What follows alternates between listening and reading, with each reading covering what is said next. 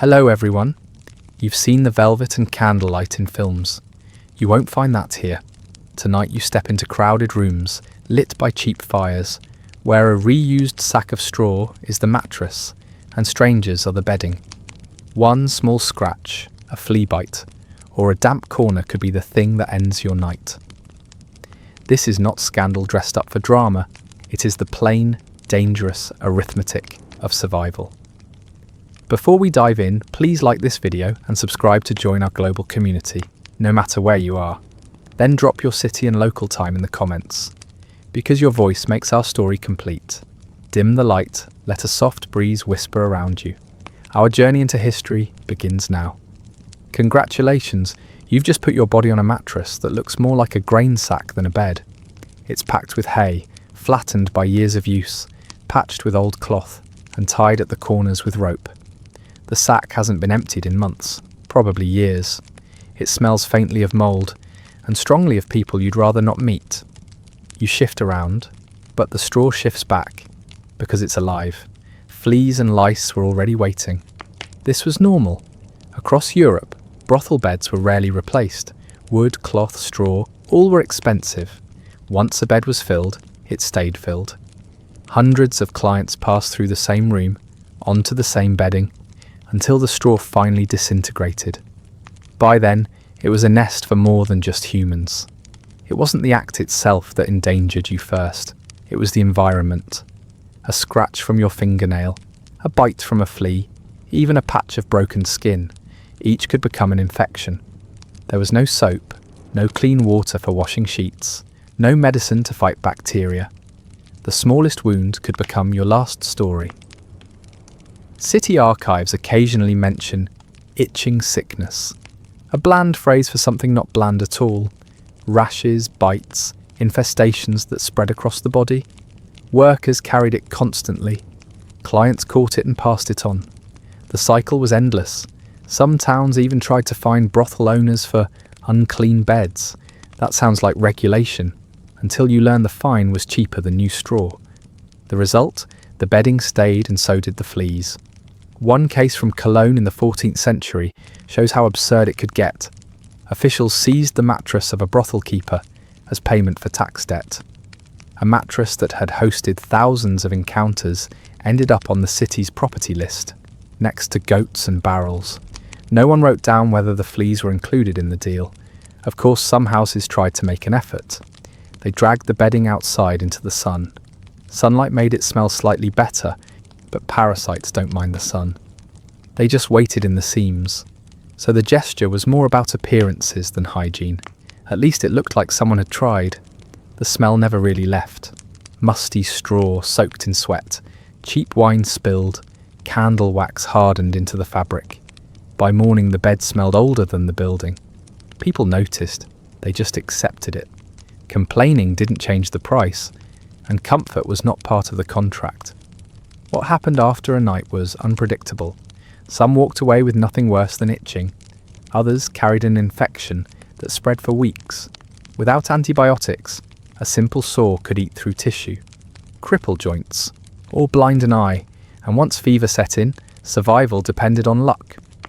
Rumours circulated about cures: garlic paste, vinegar, a mix of ashes and pig fat. None worked reliably, but belief mattered. Some workers wore small bags of herbs at the waist, thinking it would ward off illness. Whether it did anything is doubtful, but when you have no tools, even ritual feels like protection. The absurdity is how officials treated the whole business. Cities licensed brothels, taxed them, and recorded their profits. So the same authorities who condemned vice also lived off its revenue. They turned a blind eye to the straw beds. Money mattered more than fleas. In some towns, the tax on brothels helped repair roads. In other words, parasites paid for pavement. You might wonder why people still came. The answer is simple: denial. Men believed it wouldn't happen to them, or they believed a prayer would cover the risk. Some knew the dangers and came anyway, because the alternative was loneliness. The calculus was always personal, but the odds were rarely in their favour. Think about how ordinary it must have felt at the time. Everyone lived close to animals. Families slept in one room. Bedding was never spotless. So when you entered a brothel, it didn't seem worse than daily life. The difference was volume. Dozens of clients per day. Dozens of bodies on the same straw. Exposure multiplied. The part no one writes ballads about is how quiet it all was. There were no dramatic deaths in the moment. Just a scratch, an itch, and later, a fever. Death came weeks later in a bed somewhere else, which means the brothel bed killed, without anyone noticing. One London Chronicle even notes that a worker was consumed by sores, but still expected to show up. No one stopped the business. The body was replaceable. The bed remained. So, if you survived one night, it wasn't proof of safety, it was just luck. The kind of luck you couldn't measure, because the danger wasn't visible. It was in the straw, the fabric, the bite you ignored. By morning, you might have laughed it off as discomfort. Or maybe you wouldn't laugh at all. And if the beds sound bad, just wait until you hear about the bathhouses. You thought the bed was bad. Now someone points you toward the bathhouse. They call it a stew.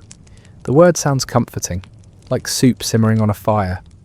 But what you've actually walked into is a steam-filled room packed with strangers. And in medieval Europe, this was often where brothels did their business. Bathhouses had been popular since Roman times. By the 13th and 14th centuries, they weren't just for washing. They were social spaces, places to drink, eat, gamble, and meet workers. The line between public bath and brothel blurred until authorities simply stopped trying to separate them.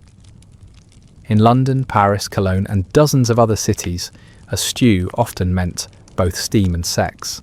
It felt safer, in theory. You washed, you sweated, you relaxed. But the truth was that heat and humidity created a perfect playground for microbes. Warm water carried infections quickly. Steam made the air heavy, and lungs absorbed more than relaxation. What you inhaled wasn't just steam, it was a crowd's worth of coughs. Imagine 40 or 50 bodies crammed into one room. The walls drip with condensation. The wooden benches are slick. Buckets of water are poured over heated stones, raising the temperature until it feels like your skin might peel. There's laughter, but also coughing. Some men sit with wine cups in hand. Others call over attendants who offer more than towels.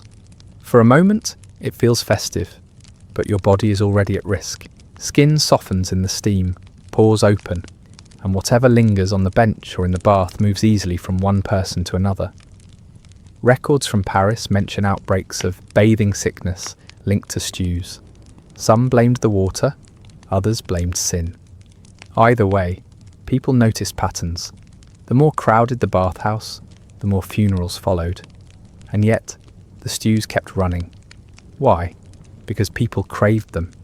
They were cheaper than medicine, more fun than prayer, and easier to find than privacy. A bathhouse was the medieval equivalent of a spa, tavern, and nightclub rolled into one. Except no one sanitized the pool after you left. There are even jokes in medieval verse about bathhouses where the water turned cloudy before the evening was over. Nobody laughed too loudly about what caused the cloudiness, but everyone knew. Some cities tried to regulate the problem.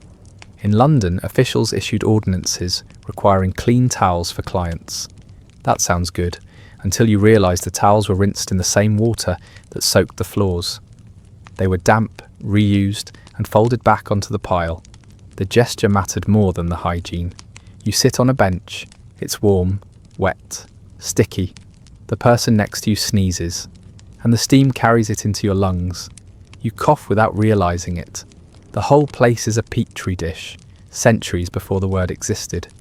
One rumour claimed that some bathhouse keepers sprinkled herbs into the water to keep it fresh. Rosemary, thyme, even lavender. It may have smelled better, but the microbes didn't mind. They kept multiplying. Humour slipped in too. A satirical poem in Germany described bathhouses as places where the water is shared and so are the lies, which was another way of saying gossip flowed as freely as infection. But bathhouses weren't only about illness. They were part of civic life. Merchants held meetings there. Clerics visited, despite official bans. Soldiers came to relax between campaigns. And of course, sex work flourished under the steam. It was easier to disguise in public. A woman could be called an attendant, a man her client. Everyone pretended they were just here to wash. You can almost hear the echoes. Splashing water, cups clinking, someone shouting across the steam. For a moment, it feels like community, and maybe that's why the risk was tolerated. Because even if you left with a cough or rash, you also left feeling less alone. The irony is that stews were sometimes advertised as healthful. Warmth was believed to drive out bad humours. Sweating was a cure. Physicians even recommended steam baths for certain ailments. No one realised they were also prescribing exposure to everyone else's problems. By the late Middle Ages, some cities tried to close bathhouses during outbreaks of plague. But they never stayed closed for long. People wanted them back. You might think you'd be cautious. You'd avoid touching too much. Maybe keep to yourself. But the design worked against you. Shared benches, shared water, shared towels. Everything was communal. Individual hygiene didn't matter when the group was already infected. Archaeologists digging near old bathhouse sites sometimes find layers of ash and soot from repeated fires. That's because the wooden buildings burned often. Candles, hot stones, and crowded spaces were not a safe mix, which means you had two risks: infection if it stayed open, and fire if it didn't. Some say bathhouses were the only places where men and women could mix somewhat freely. That made them exciting, but it also made them irresistible to authorities who taxed them, policed them, and sometimes used them as surveillance hubs. In a way, a stew was both a bath and a registry of secrets. By the end of the night, your skin feels strange. Half clean, half sticky. You leave with your clothes damp, your hair wet, your lungs heavy. You tell yourself you've had a good time. But what you've really taken is a deep breath of other people's problems. Surviving the bathhouse was not guaranteed, and surviving the city outside wasn't either. Because once you step out, you find the streets themselves had their own contagion. You walked out of the bathhouse thinking you survived. Your skin is damp, your lungs feel heavy, but you're still standing. The real problem comes later. Not from the straw or the steam, but from what happens when bodies meet, and no cure exists afterward. In the Middle Ages, people did not talk about sexually transmitted infections. That phrase didn't exist. They talked about the pox, the burning, or simply God's punishment. Illness was explained through sin, humours, or curses. The science of microbes was centuries away, which meant when disease spread through intimacy, no one really understood what it was. They only saw the damage. Some historians argue that syphilis didn't arrive in Europe until the 1490s, carried back from the New World. Others think something like it was already here. Whatever the truth, by the late 15th century, the Great Pox devastated cities, rotting flesh, collapsing noses, leaving scars that lasted until death. But long before that, other infections had already been common. Gonorrhea, chancres, pelvic inflammations, discharges nobody named. Each could cripple or kill. You can picture the symptoms. Pain when urinating, sores that didn't heal, a fever that never left. Today, you'd see a doctor and pick up a prescription. In their world, you prayed, or rubbed on ointments made of mercury. That might kill the bacteria, or it might kill you. Medieval doctors never admitted they didn't know. They just prescribed until the patient gave up. One medical text describes the flow of seed as an imbalance that needed release. Men were told to seek women to cure themselves of excess. Meanwhile, women with the same complaints were described as corrupt, impure, carriers of disease. The double standard was so complete, it was invisible. A man's illness demanded sympathy. A woman's illness was evidence of her guilt. Court records prove it. A man accused a prostitute of infecting him. He demanded damages. Sometimes He won. A woman accused a client of the same thing. She was fined for dishonesty. The system had already decided who deserved justice. Rumours spread faster than cures. Some claimed you could rot your lips with a single kiss if the wrong mouth touched yours. Others said boiling wine with herbs could clean the blood. None of it worked, but belief was all they had. There's a joke in a German satire from the 14th century. It claimed half the knights of France limped from the pox of Paris. It was a joke, but only barely. Armies lived in brothels between campaigns, and soldiers carried infections like extra weapons. When the men marched on, they left behind disease that clung to the city. Archaeology gives the evidence that words hid. Skeletons dug from medieval cemeteries sometimes show lesions on the skull, holes in long bones, jaws eaten away from disease, chronic pain written into bone. People carried infection for years, slowly disfigured, long before the grave. That reality rarely entered chronicles. Illness from sex was shameful. It was erased from text, but preserved in bodies underground. Some ordinances reveal the absurd side. In certain towns, brothel clients were required to line up in order. Imagine a dozen men coughing, itching, limping forward, as though waiting for bread. Everyone pretending this was normal, and in a sense it was. Even nobles and clergy weren't exempt. Chronicles mention dukes withering away from unnamed sickness, bishops refusing to speak mass because their mouths were covered in sores. Officially, they suffered from illness. Unofficially, everyone knew what kind. Some houses tried to advertise health. They claimed their women bathed more often or ate herbs to cleanse their bodies. Whether this was real or just marketing is impossible to know, but it shows awareness. People already suspected that one bed could kill faster than another. You can imagine yourself weeks later. The straw bed and the bathhouse are behind you, but your body isn't right. There's a burning you can't ignore, a sore that isn't closing. You look for help. A healer smears vinegar on the wound and says it will pass. The priest tells you to confess. Both answers leave you alone. And the suffering wasn't only physical. Untreated gonorrhea could leave men sterile, women unable to bear children. Syphilis, when it came, attacked the brain. Victims lost memory, speech, judgment. They staggered through towns, seen as mad when really they were infected. Madness was blamed on demons, never on disease, which meant cures were never found. The silence around it is telling. Medieval chronicles were filled with plagues, famines, wars, but they rarely describe what happened in brothels or after them. It was easier to look away. Illness from sin wasn't worth recording, yet the silence was its own evidence. Whole populations carried scars no one admitted. There's a kind of cruel humour in how cities treated it. Officials taxed brothels, even as men limped out infected. The revenue repaired bridges while clients wasted away. A city could live on sickness while pretending to condemn it, and the people came back anyway. Denial was stronger than fear. A man convinced himself it wouldn't happen to him. A woman convinced herself she needed the coin. Hope is always cheaper than medicine, and medicine didn't exist. So the night in a brothel wasn't just a gamble of morality.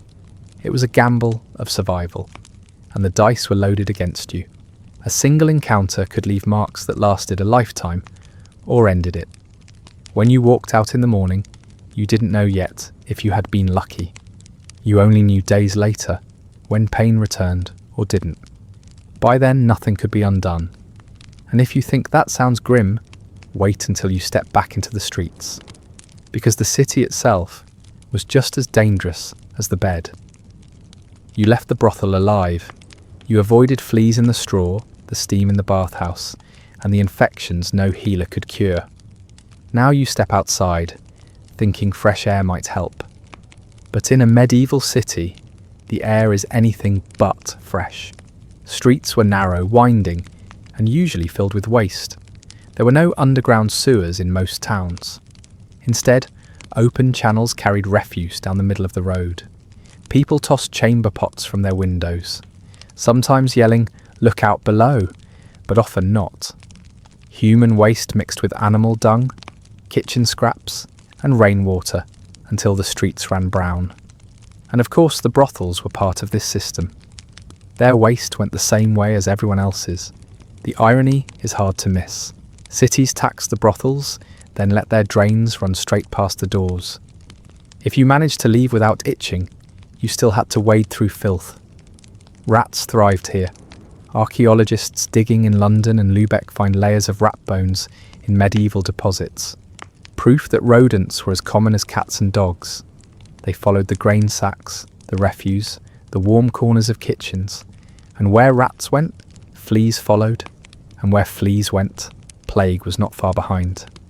Some say brothel districts had more rats than other quarters. It makes sense. Food, drink, straw, bodies, everything rodents loved. Workers complained of gnawed bread, stolen scraps, even rats scurrying across beds. Imagine paying for a night and sharing it with vermin you never asked for. The city smell was overwhelming. Contemporary writers described the stench as foul enough to choke the healthy, but people lived with it. They covered their noses with herbs, blamed the bad air, and kept walking. Miasma theory, bad smells cause illness, was common sense. And in a strange way, it wasn't entirely wrong. Bad air wasn't the cause, but it was a warning. Records from Florence mention fines for people dumping waste too close to brothels. Not because anyone cared about cleanliness, but because city fathers wanted the districts presentable to travellers. It was image management, clean just enough to be seen as respectable, never enough to be healthy. Here's the contradiction. The same city might close bathhouses during plague, yet leave garbage rotting in alleys. Sanitation was always selective. Closing a stew was easy. Cleaning a street was expensive. Guess which option officials preferred? Rumours spread that some brothel owners bribed waste collectors to dump filth elsewhere. Whether true or not, it shows the fear of being seen as dirtier than your neighbour. Dirt was everywhere, but reputation mattered more than hygiene. You step around a pile of refuse, but you can't avoid the water. Rain turns streets into shallow rivers. Shoes sink into sludge. The smell clings to your clothes.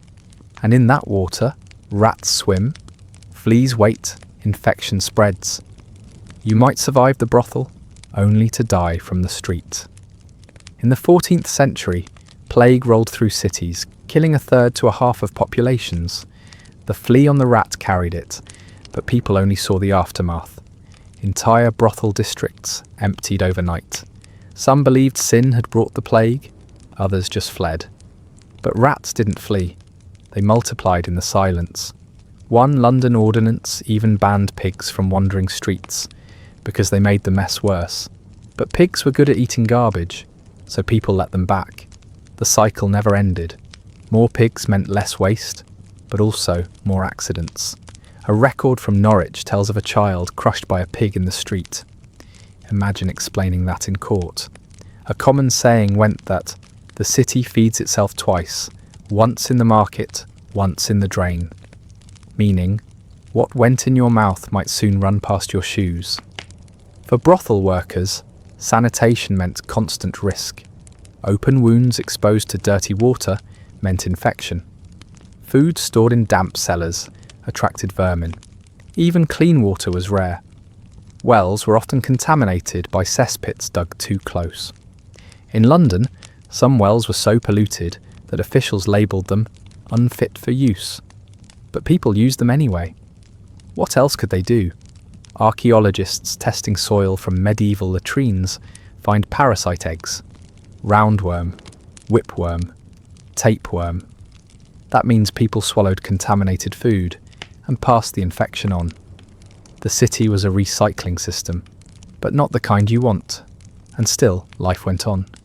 Markets opened, bells rang. Children played in alleys.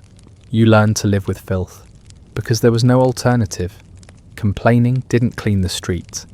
It just reminded you to lift your cloak higher when you walked. The danger wasn't dramatic. It wasn't murder in the dark. It was small. A cut on your foot from stepping on broken pottery, sewage soaking in. A cough after walking through damp alleys. A fever days later. Death by accident, disguised as normal life.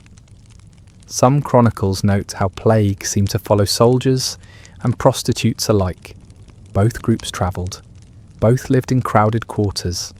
Both carried fleas unknowingly. You didn't need sin to explain it. You only needed rats.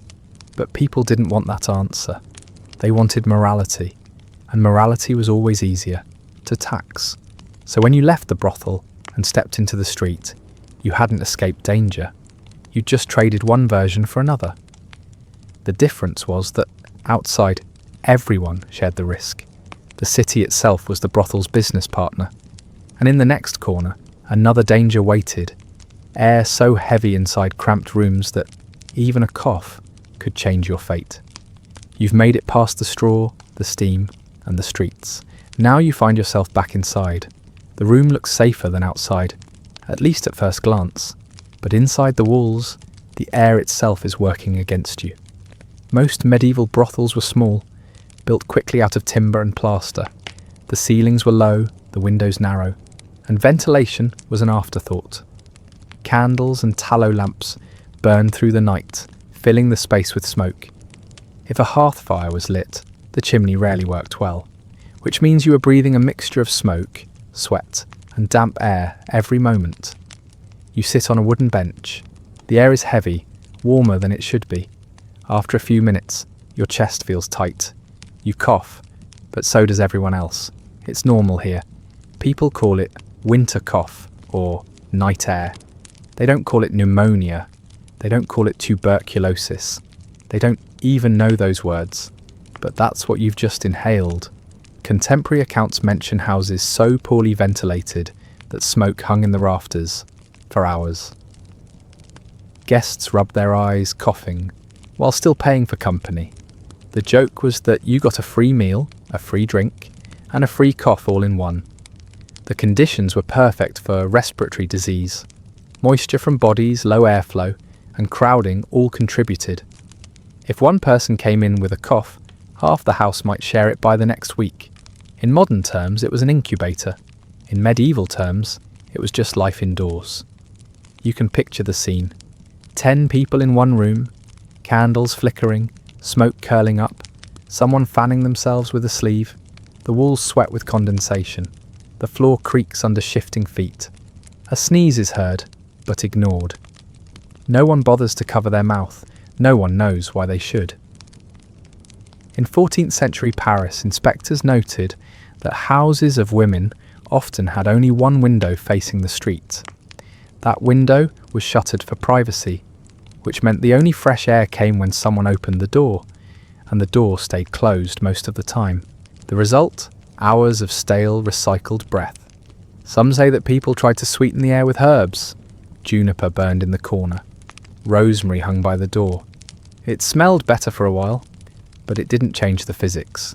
Smoke plus bodies equals sickness. You'd think the risk would scare clients away. It didn't. Crowded rooms were seen as proof of popularity. A busy house was a successful house. If you were shoulder to shoulder with strangers, it meant you had chosen well. The irony, of course, is that the very sign of success was also the sign of danger. Medical texts of the time warned about bad air entering the lungs and corrupting the body. Physicians advised carrying posies of herbs or small cloths soaked in vinegar. That may have masked the smell, but not the disease. Still, belief is easier to carry than fresh air. Imagine lying down after hours in that environment. Your clothes reek of smoke, your eyes sting, and your throat is raw. By morning, you cough more than you did the night before. In a few days, fever follows, but no one connects it to air. They blame weather, sin, or chance. Archaeological studies of medieval lungs, yes, preserved in rare cases, show signs of chronic smoke inhalation. Even without infections, the air destroyed bodies over time. And in brothels, the exposure was doubled. Smoke from lamps above, dampness from below, and a crowd pressed in around you. There's a rumour recorded in Nuremberg that some brothels hired boys to fan the air with large cloths. Whether to cool or to circulate, it's unclear. But the image is absurd. A room filled with coughing men, while a teenager waves a rag around, convinced he's helping. A proverb from London said, "If the sin doesn't choke you, the smoke will." It was said half-jokingly, but people knew it was true. And ventilation wasn't just about illness. It was also about fire. Brothels burned often. A single tipped candle could catch straw or rushes on the floor. And without proper chimneys, flames spread fast. Records describe whole districts reduced to ash, all because one lamp fell in a room with no air. You could suffocate before you even saw flames. Still, nothing changed. Timber was cheap. Open windows were dangerous. Anyone could look in. Privacy mattered more than lungs. So the rooms stayed closed and the air stayed thick. If you wonder why life expectancy was low, this is part of the answer. Not war, not famine, but daily breathing in the wrong room. The slow erosion of lungs that never fully cleared. People lived with coughs for years, until one winter it was too much. And if you think stepping outside helps, remember the streets you walk into. Open drains, rats, garbage. The air there isn't cleaner, it's just a different poison. So survival was never about avoiding risk. It was about choosing which risk felt smaller at the time. Inside, you risked a cough turning into death. Outside, you risked filth and plague. In both cases, you were just breathing your way toward the inevitable. And the city still found ways to tax it, because even the worst air could still be profitable. By now, you see the pattern. Beds, baths, streets and rooms, all designed to shorten your odds. And the next layer of danger wasn't the air itself, but the laws that turn these houses into official businesses.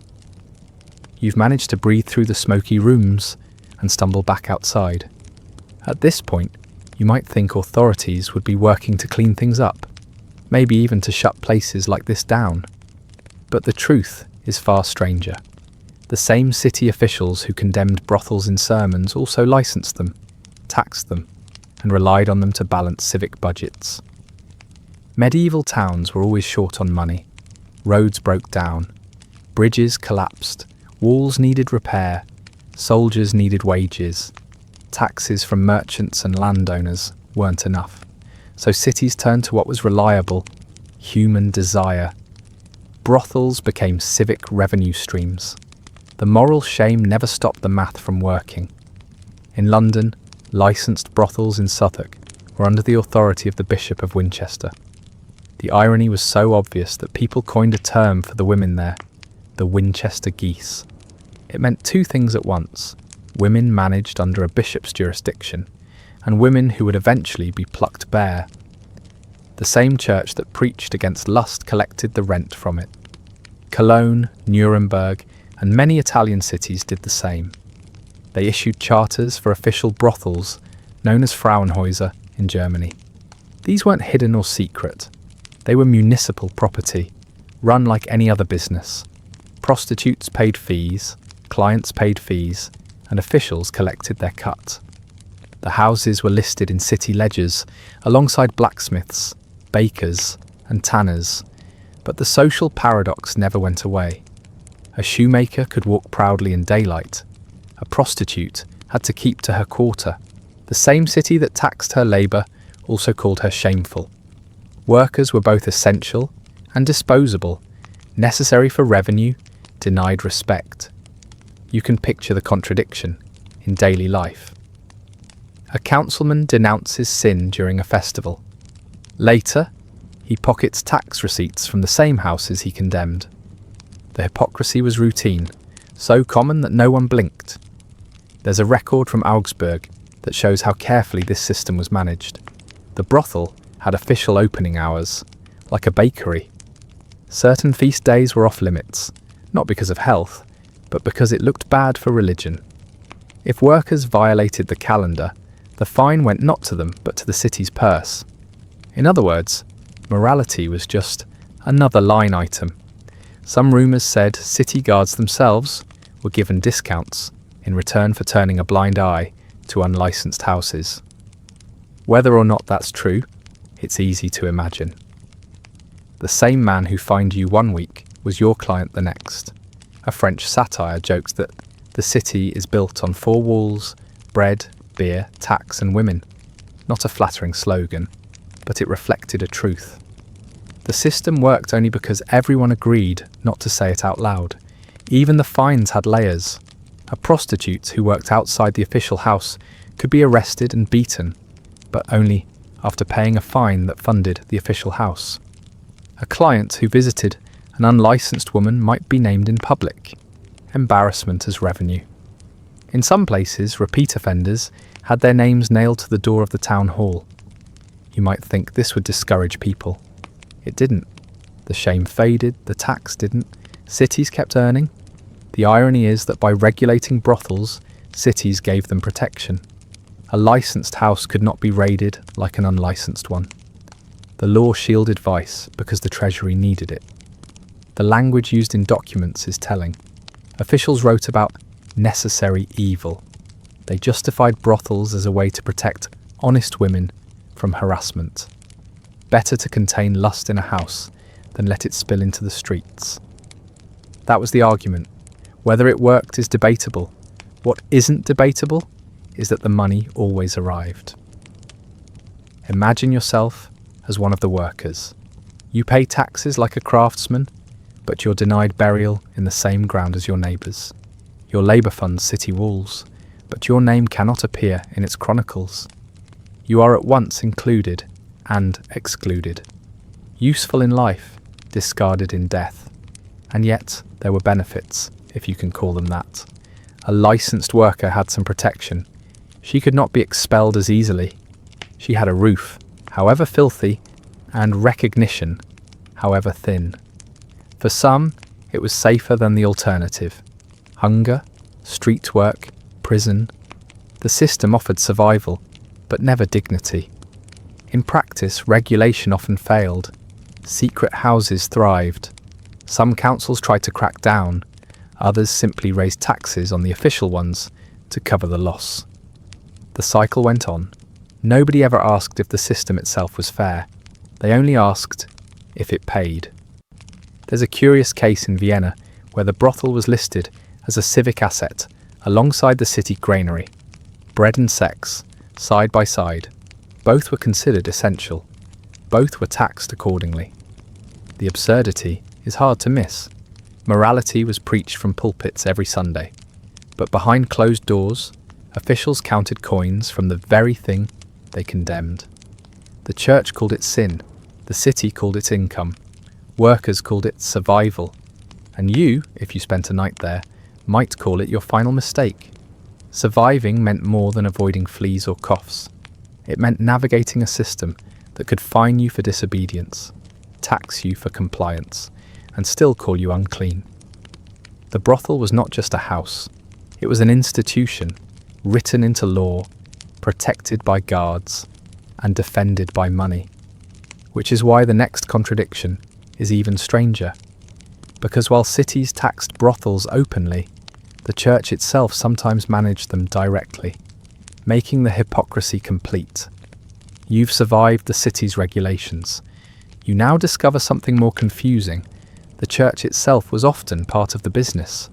The same institution that preached chastity from the pulpit sometimes managed brothels behind the altar. In medieval London, the most infamous example sat across the Thames, in Southwark. The area was outside the direct jurisdiction of the city, but under the control of the Bishop of Winchester. Brothels here were licensed, taxed and protected by his authority. The women who worked in them were called the Winchester geese. The name was cruel. A goose was something plucked and eaten. The implication was obvious. These women were for use, then disposal. They paid rent to the bishop's officers.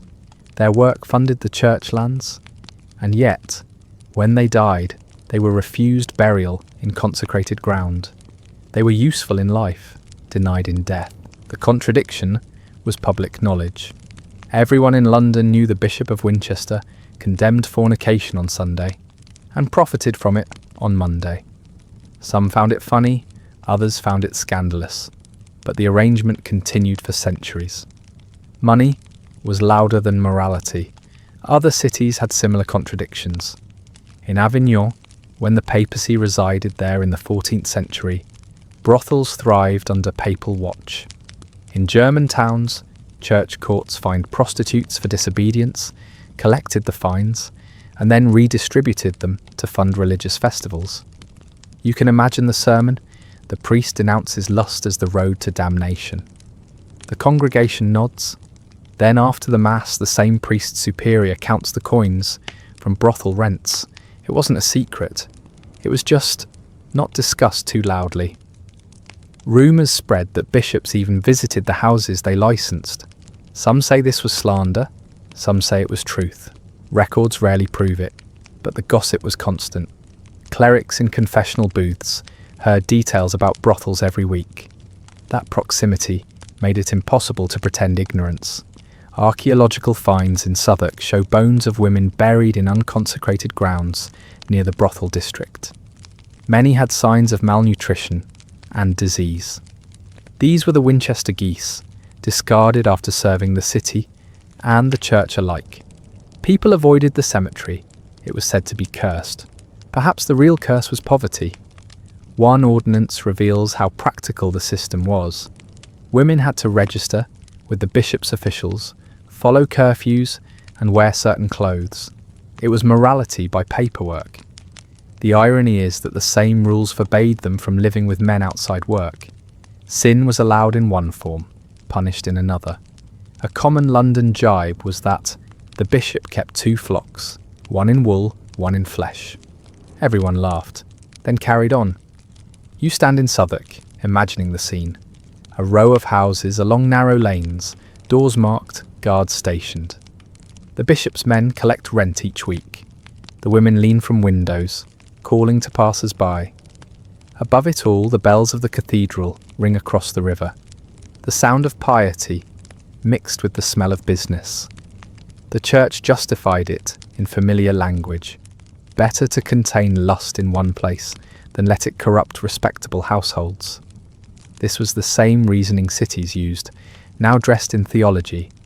Brothels were necessary evils, tolerated so that greater sins might be avoided.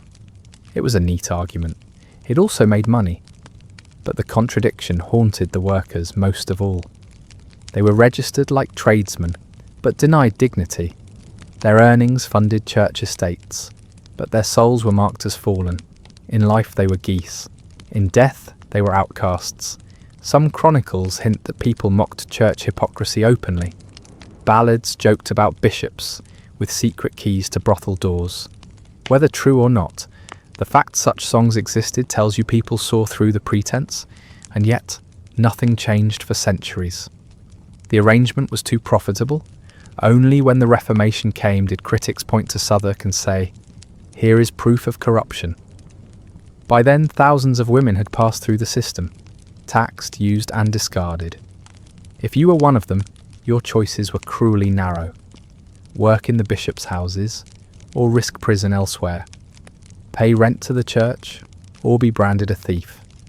The irony is that church oversight gave a kind of protection. No one could attack the bishop's property lightly. The same authority that condemned you also shielded you. So you survived, barely, inside a system where heaven and hell sat on the same street.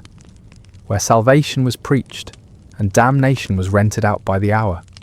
And the contradiction only deepened when death arrived. Because once you were gone, even your bones were pushed aside, buried in places no priest would bless. From here, the story turns darker still. What happened when death followed you out of life, and stigma refused to let go? You lived long enough to die. That might sound strange, but in a medieval city, it wasn't guaranteed. You avoided fleas, infections, smoke, and sermons. You made it to the end. But even in death, the rules still followed you. If you worked in a brothel, you carried a mark that didn't wash off. Not just in life, your stigma carried into the grave. Most cemeteries were attached to churches.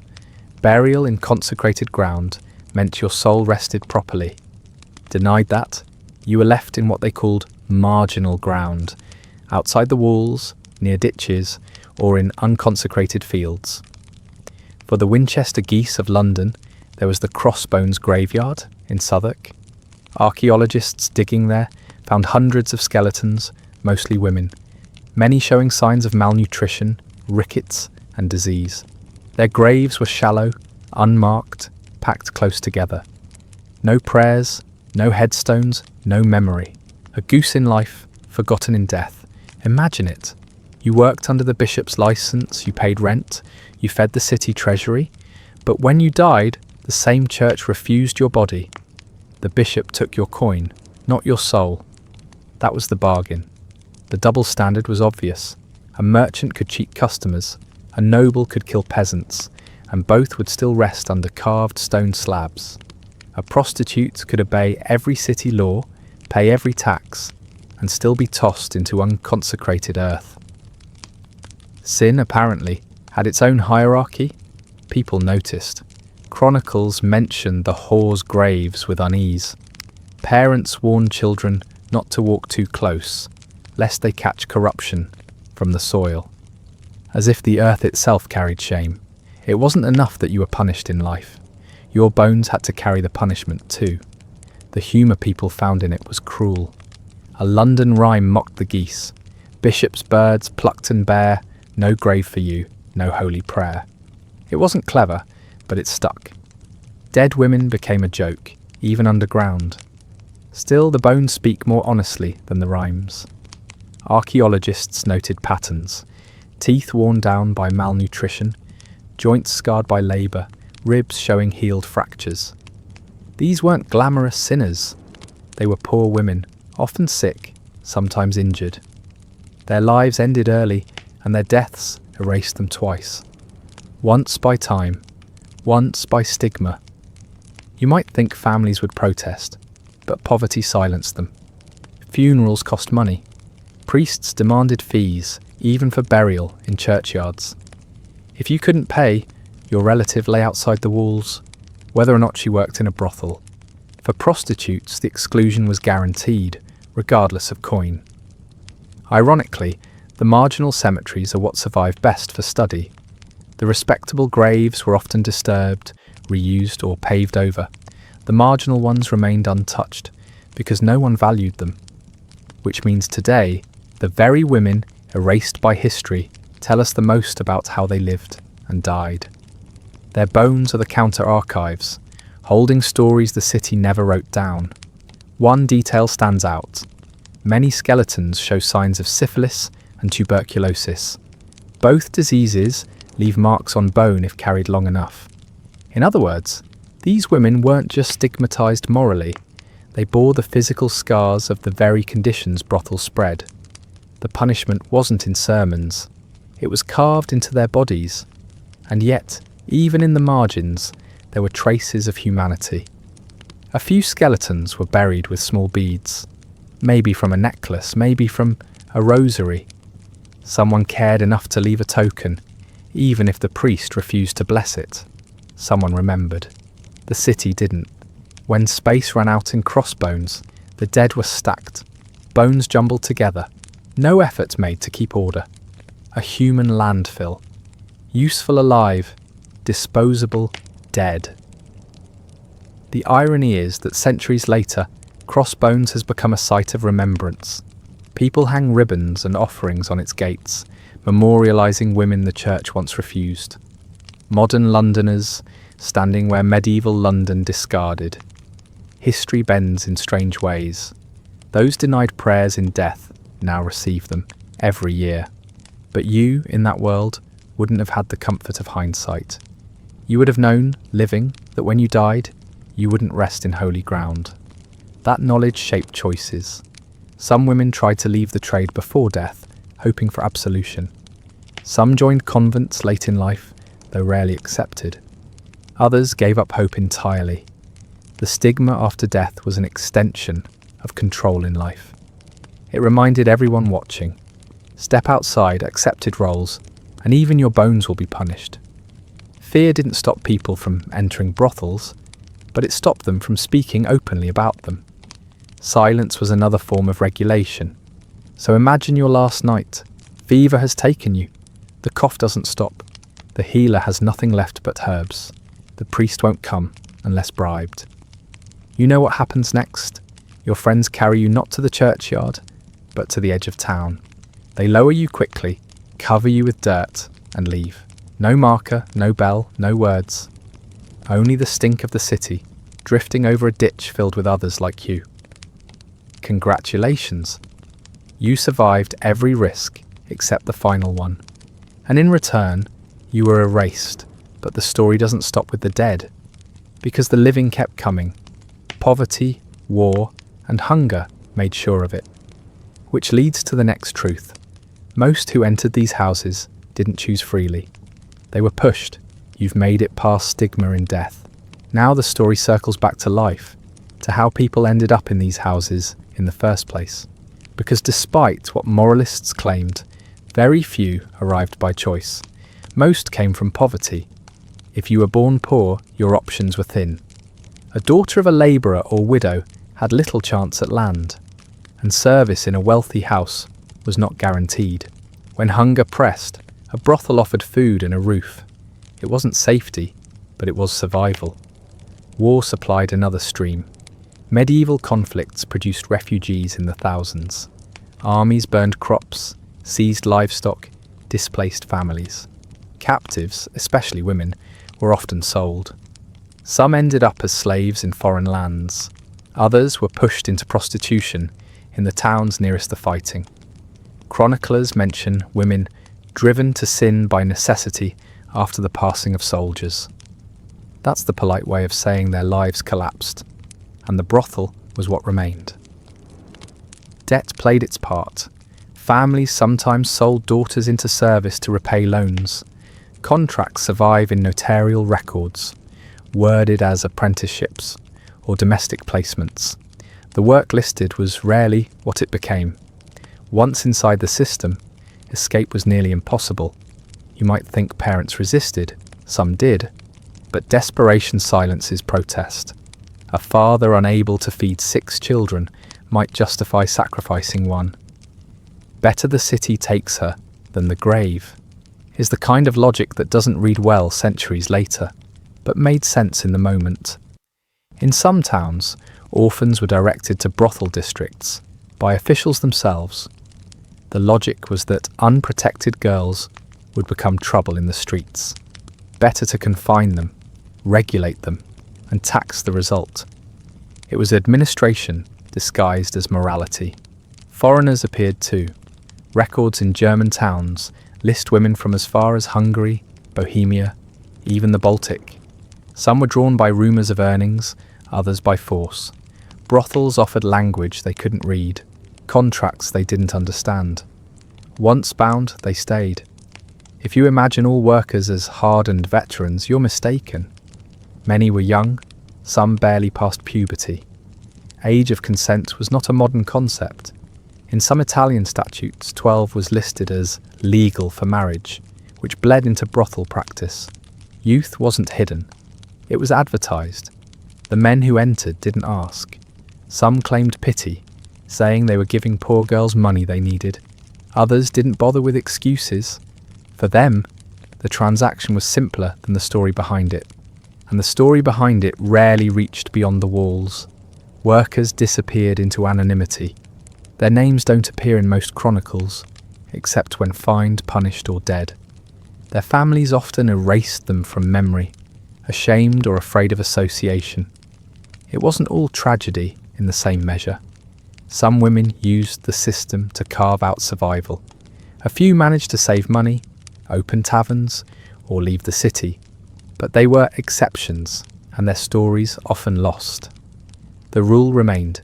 Entry was not a choice. Exit was rare. Think about the irony. Cities taxed these women as if they were professionals, but treated them as if they were criminals. They were indispensable to the economy, yet disposable as individuals. Workers at the bottom of every scale. Legal, social, and spiritual. One Nuremberg regulation lists hairstyles as identifiers: braids for full service, loose hair for partial. On paper, it looked like a practical code. In practice, it was a way of branding. Your body, and even your hair, told strangers your role. You could be identified at a glance, long before you spoke, and stigma never stopped at the door. Women known to have worked in brothels were excluded from guilds, refused in marriage, punished even if they left the trade. Survival bought time, not freedom. The path into these houses was narrow, but the exits narrower. Sickness took many. Violence took others. Poverty kept the rest in place. The cycle renewed every season: famine, war, orphans, debt. By the time chroniclers mentioned them, it was usually to blame them. Prostitutes were described as the cause of disease, never its victims. They were accused of tempting men, never recognised as trapped themselves. In court records, their voices are rare, usually defensive, sometimes pleading. You walk through that district and see faces at the window. Some are hardened, some frightened, some bored. The common thread isn't desire, it's necessity. And it's written in every gesture, every transaction. Congratulations. You've reached the point where survival itself is the crime. And still, the city calls it order, the church calls it sin, and the treasury calls it income. But there was another layer to the absurdity. Brothels weren't just tolerated as businesses. Sometimes they were used as tools of diplomacy, entertainment, and civic hospitality. You've seen how poverty and coercion filled the houses. Now you find out something that makes the whole picture even more absurd. Sometimes, brothels weren't just tolerated. They were showcased. Cities, lords, even monarchs treated them as part of civic hospitality. When foreign envoys arrived, the banquet was only the first step. After food, after music, there was another kind of entertainment. Officials didn't call it that in record. They used careful language. Gifts of the city, favours of the house, companionship. Everyone knew what it meant. In Avignon, when the papacy was based there, visitors complained that the city had more brothels than churches. Some guides for travellers actually listed districts where amusements could be found, alongside taverns and bathhouses. Hospitality wasn't limited to wine. German cities used the same practice. A visiting merchant or diplomat might be escorted to the Frauenhaus after a feast. The message was clear. This is how our city treats its guests: a roof, a table, and a bed. Not every bed was for sleep. The paradox deepens when you realise some of these encounters were political gestures. If a delegation left satisfied, trade agreements moved more smoothly. If they returned home with complaints, deals faltered. Flesh became a tool of statecraft. You might wonder how openly this was acknowledged. Rarely in official chronicles, but plenty in satire and rumour. One 15th century German verse mocked a council that sent meat to the guests and women after. Everyone laughed, because everyone recognised the truth. The hypocrisy wasn't hidden. Civic leaders denounced immorality in public, then arranged visits in private. Some even justified it as protection. Better to channel foreign lust into controlled houses than risk scandals in noble households. The explanation sounded neat on parchment.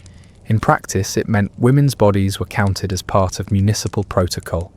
Picture the scene: a banquet hall filled with music, roasted meats, silver goblets. After the toasts, a quieter group of officials gestures politely, guiding guests through narrow streets. They arrive at the Frauenhaus, doors open. Inside, the city's other kind of hospitality waits. No speeches, no ceremony. Just another transaction, disguised as courtesy. Workers had no choice in this.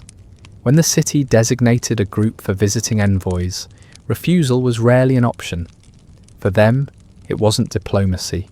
It was another night of labour, with the added burden of pleasing men whose status made complaints dangerous. Some envoys wrote letters home, mentioning these visits obliquely. The city is generous, one Burgundian envoy wrote, in food, in drink, and in other comforts. That was as close as he came to naming it. Everyone who read the line understood the meaning. Absurd details surface in records. In one Italian city, brothel expenses were reimbursed as part of civic entertainment costs. A ledger listed wine, musicians, and companions on the same bill. Nothing set them apart. They were simply part of the package. What did workers think? The sources are nearly silent, but silence itself is telling. When voices don't appear in records, it's usually because they weren't allowed to. Their labour was appropriated into diplomacy without acknowledgement, just as their taxes were folded into city budgets without credit. Imagine yourself as one of those guests. You arrive expecting formalities only to be ushered into a room you didn't ask for. For some, it was a welcome surprise. For others, a quiet insult. Either way, the women had no say in the exchange. This practice blurred the line between private vice and public duty. For city leaders, brothels weren't shameful secrets. They were infrastructure. Like walls, like markets, like bridges, a necessary feature of civic life, and sometimes a diplomatic tool. The irony is that the same cities often banned prostitutes from appearing in public festivals. They couldn't dance in parades, couldn't sit in the audience, couldn't enter churches, but they could be presented to foreign guests as symbols of civic generosity.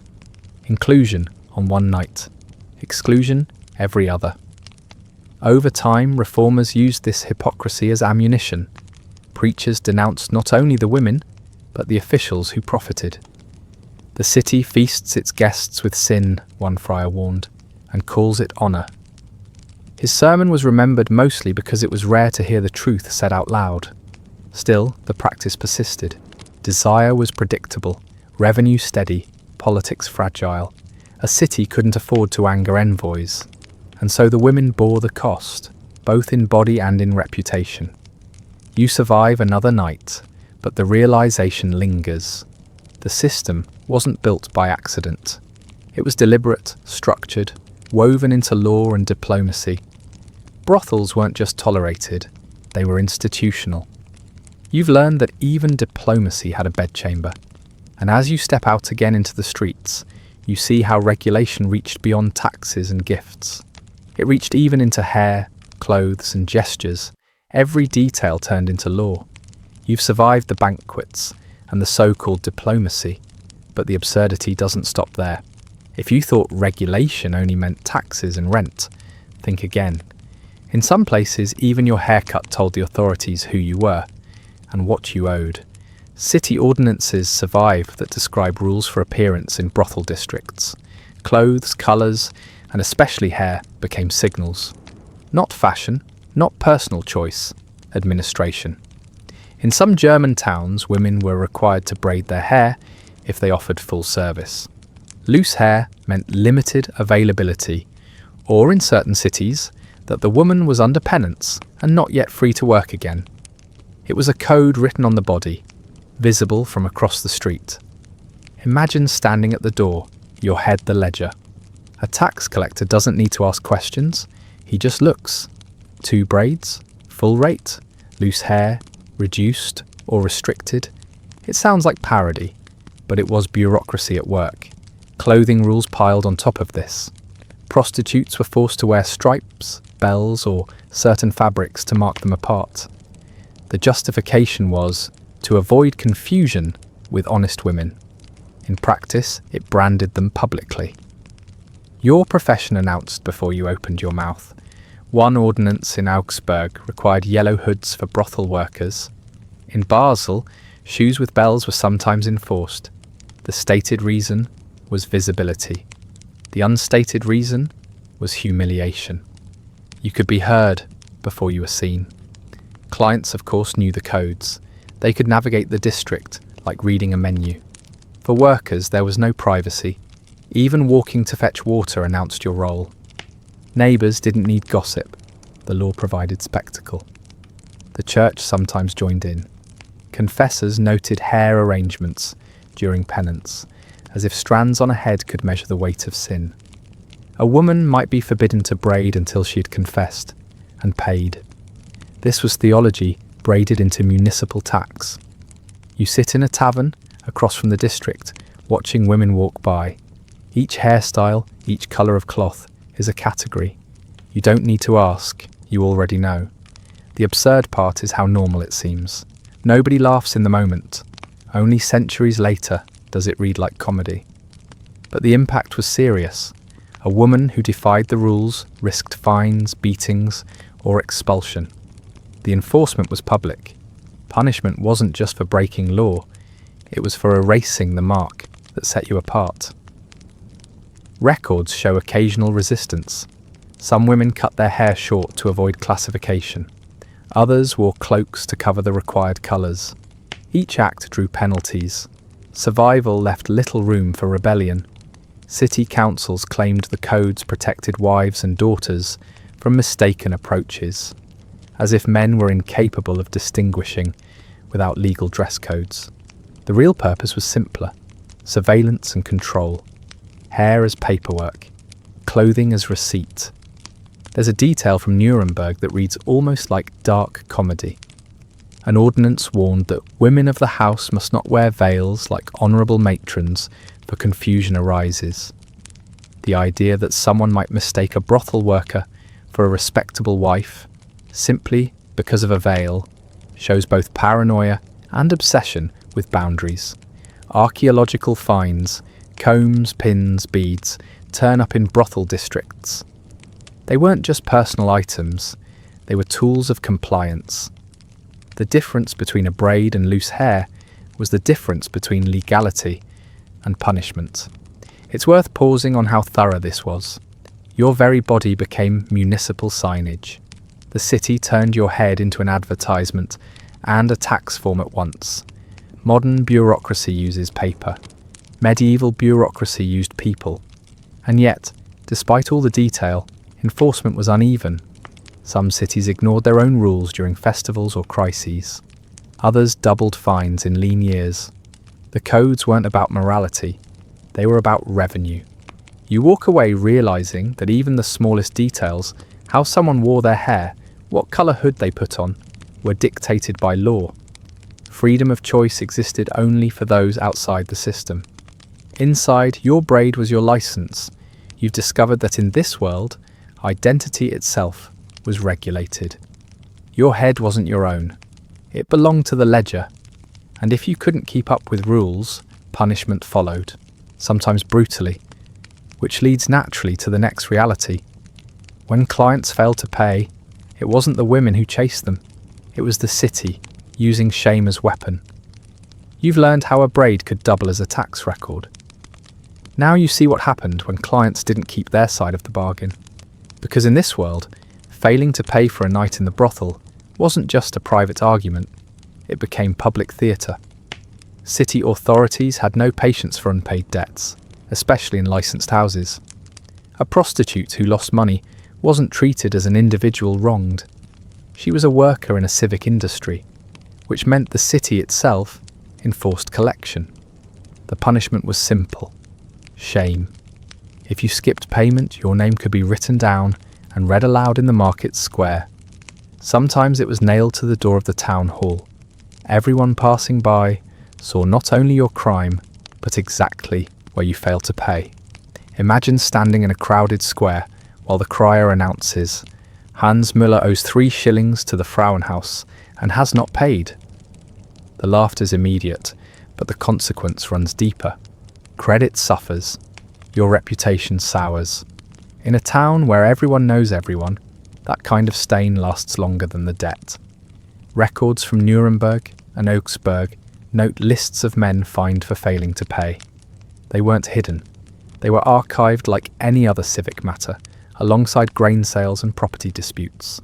Sex was treated as commerce, and failure to honour a contract carried the same penalty as cheating a baker. The absurdity is how public it was. A man might escape a tavern without paying, and the tavern keeper would chase him personally. But a brothel, that was city revenue. The whole apparatus of shame kicked in. In some towns, Repeat offenders faced harsher measures. A man could be banned from the district entirely, marked as untrustworthy.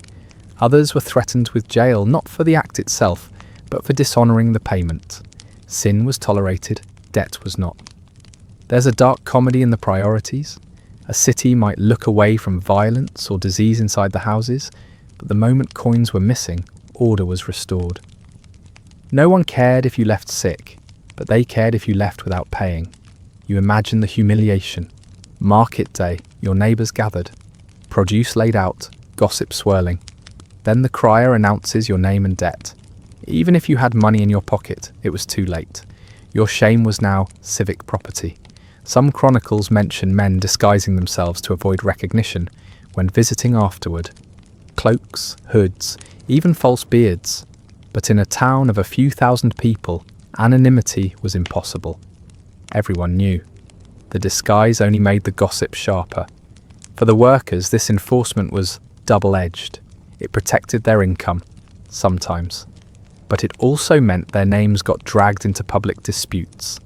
If a man denied the visit, the woman had to testify, standing in court, recounting details no one cared to hear, while the debt itself became the only fact the judge recorded. Women rarely won sympathy in these cases. Even when the city enforced payment, it wasn't about justice for them. It was about order and revenue. The woman was simply a witness, a tool in the mechanism. Still, some workers used the system cleverly. Knowing the city cared more about revenue than dignity, they reported debts quickly, forcing public shame before a client could retaliate. In a strange way, it gave them leverage no other trade offered. Few bakers could ruin a man's reputation with one accusation.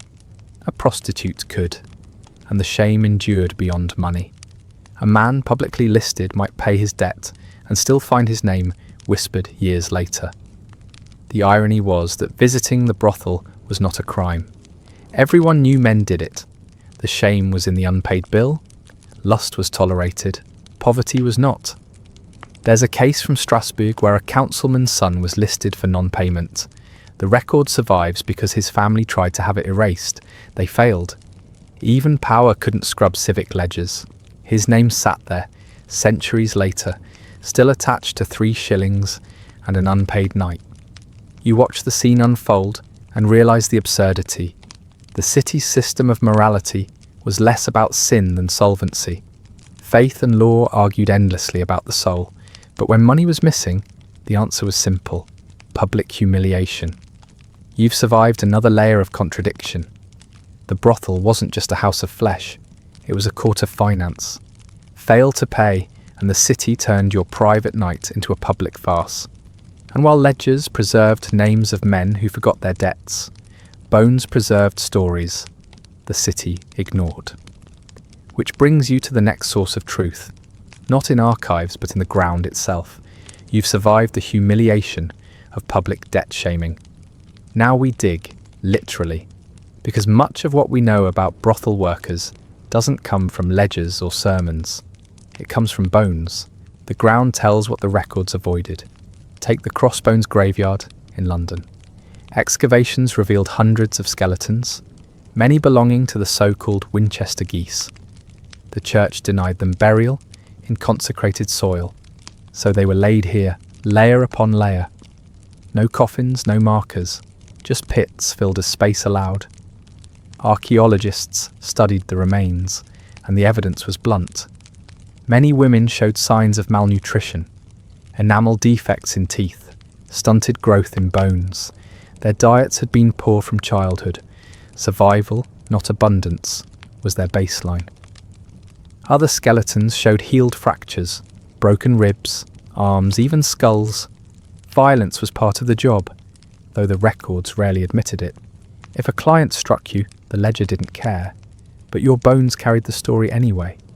Diseases left their marks too. Advanced syphilis pitted skulls. Tuberculosis left lesions in spines. Rickets from vitamin deficiency warped legs. These weren't exceptional cases. They were common. The so-called fallen women weren't falling from luxury. They were pushed down by poverty, and their bodies documented it without words. Children appeared in these graves as well. Infants buried alongside women suggest pregnancies, many ending early. No city statute mentioned this directly. Yet the earth preserved what paper ignored. It's easy to romanticize history until you look at skeletal remains. There's nothing glamorous about spinal lesions or broken jaws. The irony is that these bones tell us more than the sermons ever did. Preachers wrote about sin. Archaeology writes about survival and its costs. Picture yourself at a dig. You brush dirt away and see a jawbone, teeth worn flat. This person chewed coarse bread, probably never meat. Further down, the rib cage shows healed fractures, proof of blunt trauma. The skull shows pitting from disease. No chronicle mentioned her, but here she is. 3 kinds of suffering written into calcium. One could argue archaeology is the most honest archive. Bones don't moralize, they just sit and record. They show hunger without sermon, violence without euphemism, disease without shame. And occasionally, you find something small, a bead, a hairpin, a scrap of cloth. These tokens remind you that the women weren't just statistics. Someone owned that bead, maybe treasured it. Someone held on to a bit of colour, in a life otherwise grey. That detail doesn't erase suffering, but it interrupts it with a flash of humanity. Deadpan detail. In one excavation, archaeologists found skeletons with filed teeth. For a moment, they wondered if it was ritual. The more likely explanation, poverty. Filing teeth relieved pain from abscesses when no other treatment was available. The DIY dentistry of desperation. The workers didn't leave diaries, but their skeletons did. You can almost hear the difference between written history and physical history. Records say, the women were sinful. Bones reply, the women were hungry, beaten, and sick. It's not just London. Excavations in South Germany, France, and Italy tell the same pattern. Marginal burials, shallow graves, skeletons with signs of malnutrition and infection. Cities erased their names. The ground refused to comply. You imagine yourself centuries later, standing over those remains. The air is full of traffic noise, but in your hands is the jawbone of someone who lived in smoke-filled rooms, fed men for coin, and died unnamed. The city has forgotten her. But here she is, undeniable. It's tempting to call this justice, that bones speak where records failed. But it's not justice, it's only evidence. Justice would have required care when alive, not recognition centuries later. And yet, here we are, learning more from graves than from ledgers. The irony is sharp. The very act of exclusion, dumping them in marginal plots, preserved them for archaeology. If they had been buried in churchyards, they would be long disturbed. Being discarded made them visible to us.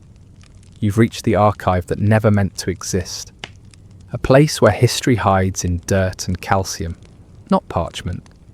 But the story doesn't end in the grave. Because even while these women lived, the brothel was more than just them. It was an ecosystem. Owners, cleaners, herbal healers, guards. Everyone had a place in the machinery. You've stared at the bones in the ground. Now step back inside the house itself. Because a brothel wasn't just women and clients. It was an ecosystem, a little economy packed into narrow rooms. Start with the owner. Sometimes it was a private entrepreneur, other times the city itself.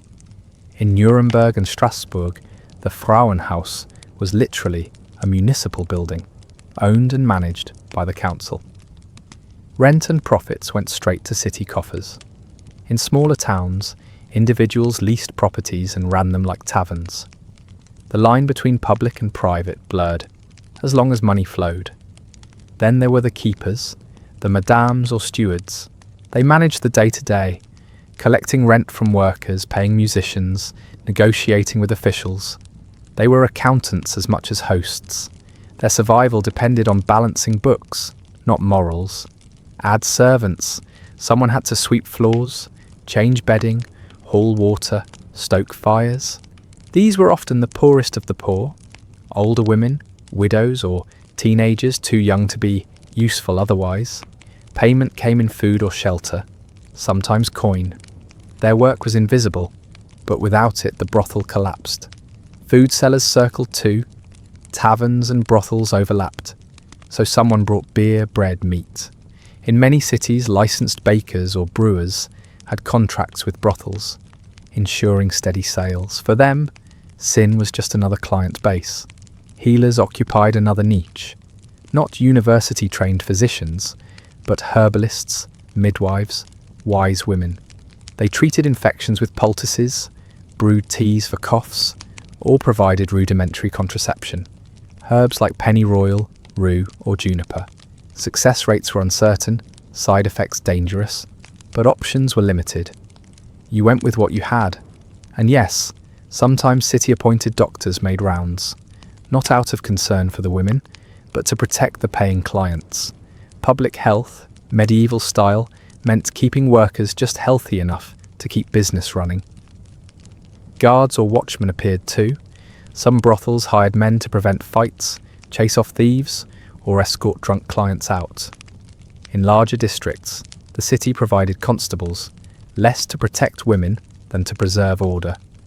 Noise, brawls, or theft threatened revenue. Order meant profit. Even musicians joined in. Records mention fiddlers or pipers, hired to play in the common rooms, keeping spirits high and clients drinking. Music blurred the line between tavern and brothel. Entertainment, in whatever form, was part of the package. You realised quickly that a brothel was less a single business than a network. Dozens of people lived off its operation. Owners, workers, servants, healers, tradesmen. Calling it immoral missed the point. It was an industry. The irony? Some of those working around the edges carried less stigma than the women at the centre. A servant could leave and find work elsewhere. A baker supplying bread wasn't condemned. A fiddler could play at weddings one night, and brothels the next. But the women, whose bodies kept the whole system afloat, were the only ones branded for life. Archaeological digs reflect this ecosystem too. Layers of animal bones show feasting. Fragments of pottery suggest constant drinking. Herbal residue hints at makeshift medicine. Even broom heads appear, worn down from endless sweeping. Everyone left their trace, not just the prostitutes. Think of the absurd balance. A woman pays rent to the keeper, who pays tax to the city, who uses that money to pave streets. Meanwhile, a baker sells bread to the brothel. A fiddler plays for tips. A healer sells herbs. Each link feeds the other. Remove one. The system stumbles. It's easy to picture the house as scandal, but in reality, it was more like infrastructure. The brothel kept people fed, not just workers and clients, but everyone connected to it. There's a case in Basel where a widow petitioned the council to let her run a brothel for the sustenance of her children. The council approved, not because they thought it moral, but because it made economic sense. In another record, a brewer sued a brothel for unpaid barrels of beer. The court treated it like any other contract dispute. No sermon, no moral judgment, just numbers on a page. And tucked in these records, you see glimpses of ordinary life. A servant buying candles, a fiddler arguing over wages, a healer fined for selling suspicious herbs. For them, the brothel was not sin or salvation, it was work. You step back and see the picture clearly. What preachers thundered against was, in practice, a civic utility. The women carried the stigma, but the ecosystem was communal. Everyone had their hand in it. You've walked through the machinery. You see that brothels weren't anomalies, they were industries, woven into the city's fabric. And that leads to the final contradiction. Cities could not decide what they hated more, sin or lost revenue.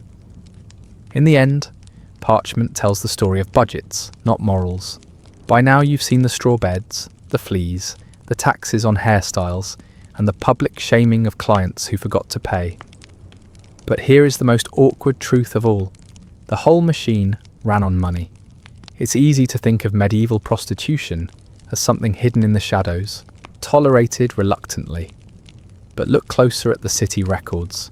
Brothels weren't just tolerated, they were a budget line. Take Nuremberg. Every year the council collected rent and fees from its official Frauenhaus. The amount was written down in the same lists as tolls on beer and tariffs on grain. No special section, no moral warning, just numbers. The brothel was as civic as a marketplace. You might imagine a pious official striking the entries out, red-faced with shame. Instead you find neat handwriting, steady columns. Whoever wrote it wasn't troubled. They just wanted the sums to add up. The irony is thick. On Sunday, the same officials might stand in church while a preacher thundered against vice. On Monday, they balanced the accounts with coins from the same vice. A neat division. Damnation for the pulpit, revenue for the treasury. Where did the money go? Streets, bridges, walls. In some cases, hospitals. In Strasbourg, part of the brothel tax was earmarked for maintaining fortifications. So if you lived safely behind city walls, you owed a quiet thanks to women the church refused to bury in consecrated ground. No plaque ever said, funded by the Frauenhaus. That kind of honesty was bad for reputation. But the math is undeniable. When the walls stood, the city stood. And the walls stood in part because the brothels were busy. The hypocrisy was transparent. Prostitutes were forbidden from parades, from churchyards, from sitting in taverns with respectable women. But the same prostitutes financed the very parades, the churches, and sometimes the taverns themselves. You couldn't join the festival, but your money paid the drummers. One city tried to ban prostitution after a preacher stirred the crowd into outrage. The council gave in for a few weeks. Then the treasurer pointed out the shortfall. Suddenly the Frauenhaus reopened, under the same officials who had just denounced it. Morality bent. Budgets didn't. Imagine the council meeting. One man argues about the state of souls, another about the state of streets. In the end, the souls lose. You can't pave roads with sermons. It gets more absurd when you see where else the money went. Some hospitals were partly funded by brothel taxes, which means diseases contracted in the brothel were, in a way, treated by the brothel. It was a closed loop. You paid going in, and your sickness paid coming out. This wasn't a secret. Everyone knew. But as long as coins clinked into the chest, nobody pushed too hard. Occasionally, though, you find signs of discomfort. A scribe might note in the margin that the revenue was shameful. Others disguised the entries under vague headings like miscellaneous dues, not erased, just hidden under bland words. And then there's the erasure itself. Parchment was expensive.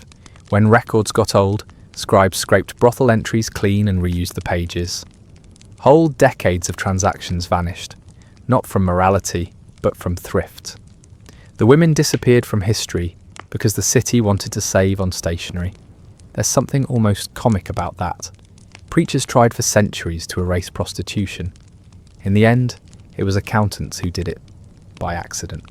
Still, enough survives to show the scale. Taxes from brothels weren't pocket change, they were serious sums. In some towns they rivaled revenues from beer, which explains why beer and sex appear together so often in ledgers. Both were steady, reliable, and taxable. The women, of course, saw little of this benefit. Their taxes funded hospitals they weren't welcome in, streets they were banned from, walls that enclosed them but didn't protect them. They paid into a system that marked them as outsiders forever. You think of the sermons again. Fire, brimstone, calls for purity. And then you picture the treasurer counting coins. Which one actually decided policy? Not the pulpit, the purse. Even in death the irony held. Crossbones Graveyard in London lay outside consecrated ground, a dumping place for the Winchester geese. Their money had fed the city, their bodies were cast outside its care, and then centuries later, archaeologists uncovered their bones. The sermons were forgotten, the ledgers half erased, but the bones remained. Poverty and taxation left marks on enamel and spine. That outlasted parchment. That's the final absurdity. Cities spent so much energy condemning, taxing, and erasing these women. Yet it's their bones, and the faint traces of ledgers that survive. You've reached the bottom line. The medieval brothel wasn't just a scandal or a secret. It was an institution, licensed, taxed, audited, erased, and rediscovered. What killed most of the women wasn't lust or shame. It was arithmetic, the city's quiet math, balancing revenue against morality. And in that balance, morality lost every time. And though the ledgers have faded, though the sermons have long fallen silent, the faint trace of those nights still lingers. In the quiet of stone walls and forgotten alleys, you can almost hear a soft echo of footsteps, a door closing, a whisper carried on the mist. The stories were never tidy. They were fragile, written in dust and erased in haste, yet somehow they remain, woven into the rhythm of the city, faint but unbroken. Now, centuries later, you're no longer in those rooms. You sit here instead, in stillness, listening. The air around you is calm, nothing like the smoke and noise of that world. Your breath rises, steady, a reminder that you are only passing through history, not trapped within it. Let the weight of those stories settle gently. They are not here to disturb you, only to drift past like a quiet procession in the night. What mattered most to them is gone. What remains is only a faint impression, a soft outline. So close your eyes, let the hum of your own room return, the faint ticking of a clock, the low whisper of air moving past the window. These are your companions now, and somewhere, beneath a church no one remembers, a folded garment still waits for its owner. Sweet dreams.